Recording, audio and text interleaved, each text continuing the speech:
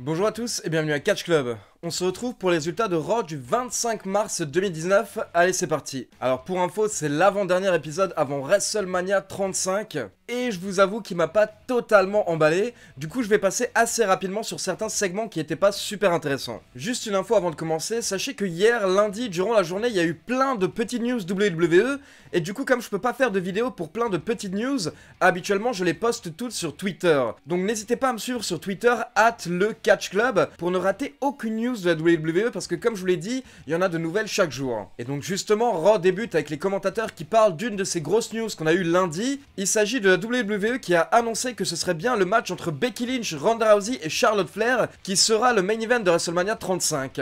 Donc voilà, c'est tout simplement historique. C'est la première fois qu'un match féminin va main eventer le plus gros show annuel de la WWE. Donc félicitations à Charlotte Flair, Becky Lynch et Ronda Rousey. Et la WWE avait d'ailleurs annoncé que ce soir on aurait le droit à un Beat the Clock Challenge. En gros, Charlotte, Becky et Ronda Rousey vont toutes les trois avoir un match solo. Et le but c'est de voir qui va remporter son match le plus rapidement possible. Donc directement on a le droit à l'entrée de Ronda Rousey. Et donc une fois que Rousey était dans le ring, elle s'est fait fortement huer et la foule scandait "On veut Becky". À ce moment-là, Rousey a pris le micro. Et donc elle a parlé du fait que son match va être le main event de WrestleMania 35. Puis elle a ajouté "Tout ce que j'ai à dire c'est de rien". Puis elle a fait un mic drop, elle a lâché le micro. Et au final, elle a repris et elle a ajouté que lors de WrestleMania 35, elle va faire abandonner Charlotte Flair et Becky Lynch en même temps. Puis elle a de nouveau fait un mic drop, elle a lâché le micro, puis elle l'a repris. Et elle a dit qu'elle ne savait absolument pas ce qu'était un Beat the Clock Challenge. Elle imagine que c'est encore une farce, une gimmick de la WWE. Mais elle veut en terminer le plus rapidement possible, donc elle demande à ce que le Beat the Clock Challenge débute.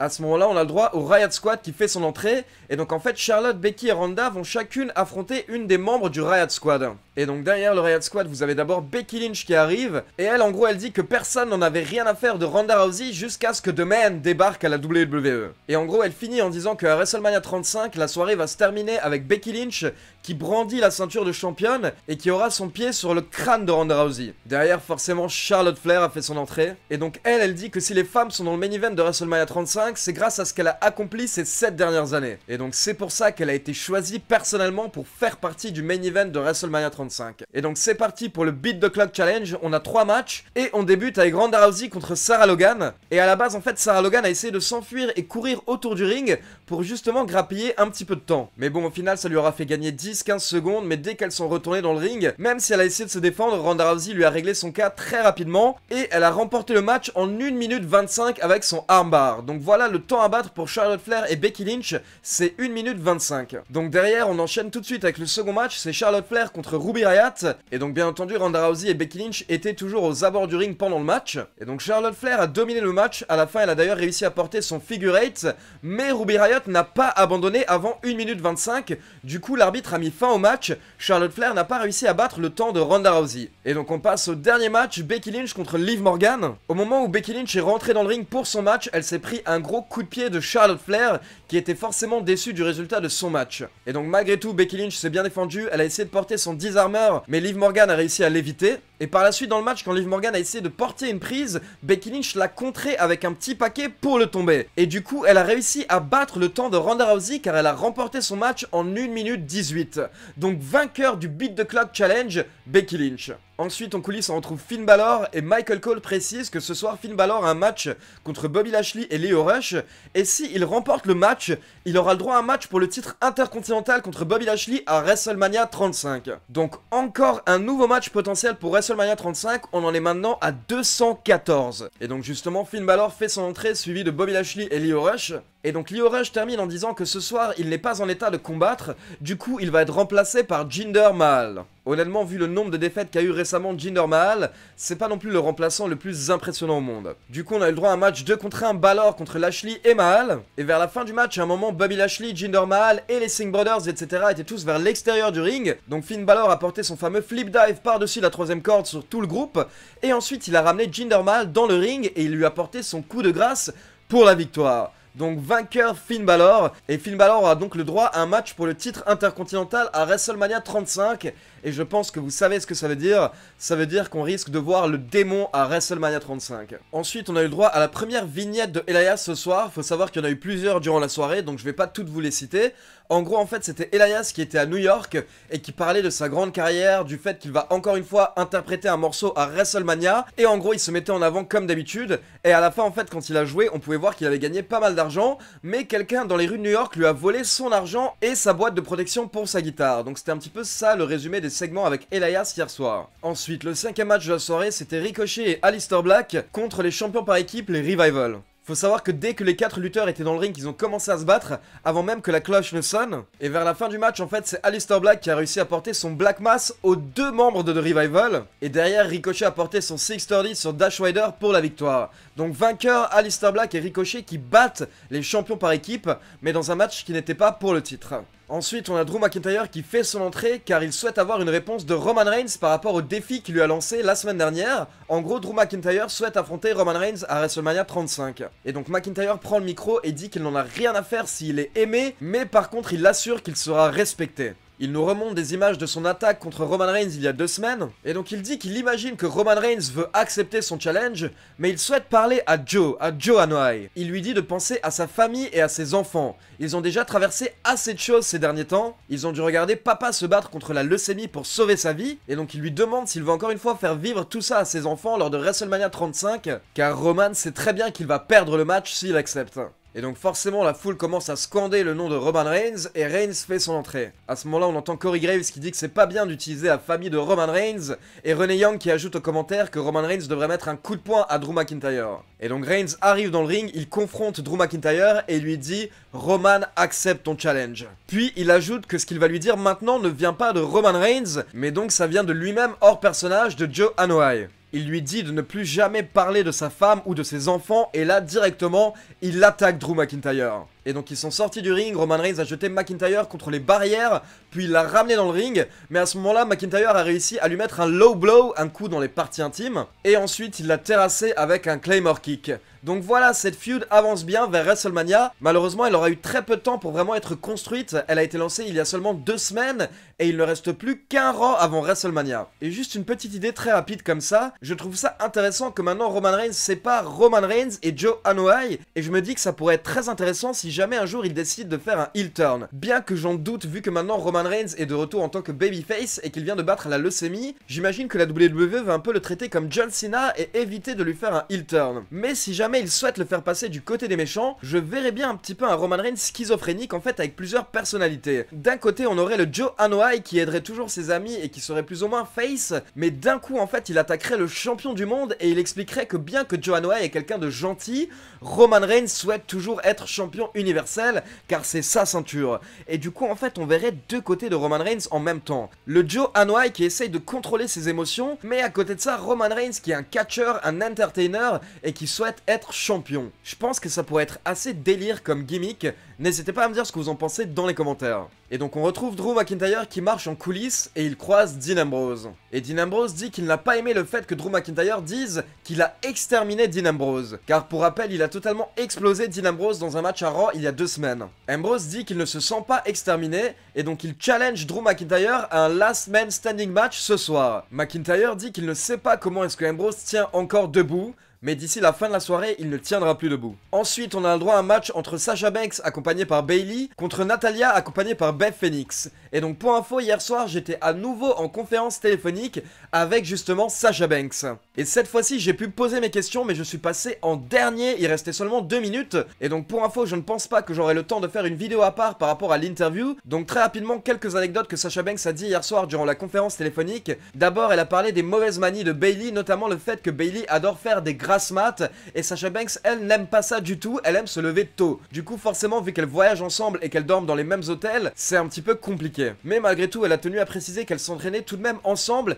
et que Bayley arrivait particulièrement à la motiver en fait. Ensuite, quelqu'un lui a demandé ce qu'elle pensait de la retraite de Nikki Bella, car pour info, dimanche soir, dans le dernier épisode de la saison actuelle de Total Bellas, Nikki Bella a annoncé qu'elle prenait sa retraite, et il faut savoir que Brie Bella avait également annoncé sa retraite quelques épisodes auparavant. Du coup, comme je l'ai annoncé sur Twitter hier, les Bellas sont maintenant à la retraite. Et ce qui était intéressant en fait, c'était de voir que Sasha Banks n'était pas au courant, parce que clairement, faut comprendre que les catcheurs sont tout le temps sur la route en train de voyager, etc. Donc parfois ils ratent des news, et du coup en fait elle était étonnée par cette nouvelle, et elle a dit que ça la rendait très triste, mais elle souhaite forcément tout le meilleur à Nikki Bella qui a beaucoup aidé la division féminine, mais malgré tout elle espère qu'un jour elle fera tout de même un retour dans le ring, parce que c'est le monde du catch, et dans le catch il faut jamais dire jamais. On lui a également demandé si son match face à Ronda Rousey au Royal Rumble était un dream match, et elle a répondu que non, ce n'était pas du tout un dream match pour elle, par contre c'était clairement un dream match pour Ronda Rousey, et Ronda Rousey l'avait même dit dans les médias. Puis elle a tenu à préciser qu'il n'y avait pas de départ prévu pour elle, elle a encore un contrat pour plusieurs mois avec la WWE. Et donc ensuite par rapport aux deux questions que je lui ai posées, je lui ai dit que justement j'avais pu demander à Bayley quel catcheur l'avait aidé durant sa carrière, et que Bayley avait répondu Tyler Breeze. Du coup je lui ai posé la même question. Et donc là d'abord elle a cité ses deux premiers entraîneurs qui l'ont beaucoup aidé au début de sa carrière, et ensuite elle a forcément cité les Revival qui aident beaucoup Sasha et Bayley actuellement au niveau du catch par équipe. Et du coup justement je lui ai demandé si elle suivait le catch depuis qu'elle était petite, et elle a dit que oui, elle a toujours adoré le catch, et elle a su qu'elle voulait devenir catcheuse professionnelle quand elle avait 10 ans. Et ensuite je lui ai demandé comment elle a fait en fait pour tellement s'améliorer au micro, parce qu'apparemment elle détestait ça au départ dans sa carrière. Et donc là justement elle s'est un petit peu mis en mode personnage, elle a dit qu'il faut croire en soi, il faut tout simplement s'entraîner, et c'est une question d'expérience, et si tu crois en ce que tu dis, bah forcément en fait ça va ressortir. Pour info, j'ai enregistré ma conversation avec Sasha, mais ça a duré seulement 2 minutes comme je vous l'ai dit. Mais si vous voulez, je peux le poster sur YouTube. Donc je vous mets un sondage sur l'écran, dites-moi si vous voulez que je poste ce petit échange de 2 minutes entre moi et Sasha Banks.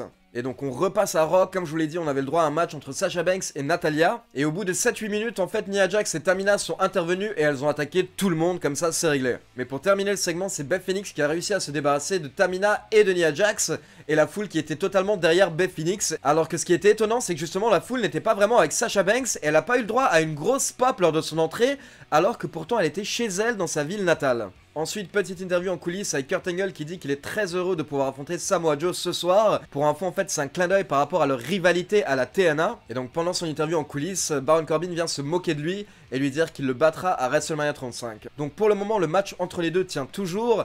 Mais honnêtement, il y a tellement de personnes qui ne souhaitent pas voir ça que ce serait fou si la WWE ne modifie pas ce match. Alors ensuite, un segment sur lequel je vais passer très rapidement, c'est Alexa Bliss qui avait son talk show A Moment of Bliss, et son invité c'était Braun Strowman, pour essayer de calmer la situation entre Braun Strowman et deux acteurs en fait, deux acteurs du show Saturday Night Live, qui doivent être présents à WrestleMania 35 en tant que correspondants particuliers. Et pour info, ces deux acteurs s'embrouillent avec Braun Strowman depuis maintenant 2-3 semaines. Du coup, Alexa Bliss, qui est censée être la présentatrice de WrestleMania 35, voulait calmer la situation, et donc on a eu le droit à un échange entre Braun Strowman et les deux acteurs de Saturday Night Live qui étaient présents par satellite. Et au final, Braun Strowman a réussi à convaincre les deux acteurs de participer à la bataille royale André the Giant à WrestleMania 35. Donc voilà en fait le problème avec ce segment, c'est que ces deux acteurs sont certes sûrement connus aux États-Unis, mais pour tout le reste du monde qui ne regarde pas Saturday Night Live, on en a absolument rien à faire en fait. Ensuite, le 7ème match de la soirée, c'était Baron Corbin contre Apollo Crews. Match assez court, et justement je pense que c'est pour donner un petit peu de crédibilité à Baron Corbin. Ils lui ont donné la victoire avec son End of Days. Et en fait après le match, Baron Corbin a fait semblant de partir, mais il est revenu dans le ring et il a porté un second End of Days à Apollo Crews. Ensuite on a Seth Rollins qui a fait son entrée pour faire une promo sur Brock Lesnar. Et honnêtement là je vous avoue encore une fois que j'ai pas été emballé par la promo de Seth Rollins. Les promos se ressemblent en fait depuis 2-3 semaines, et elles souffrent forcément de l'absence de Brock Lesnar en face.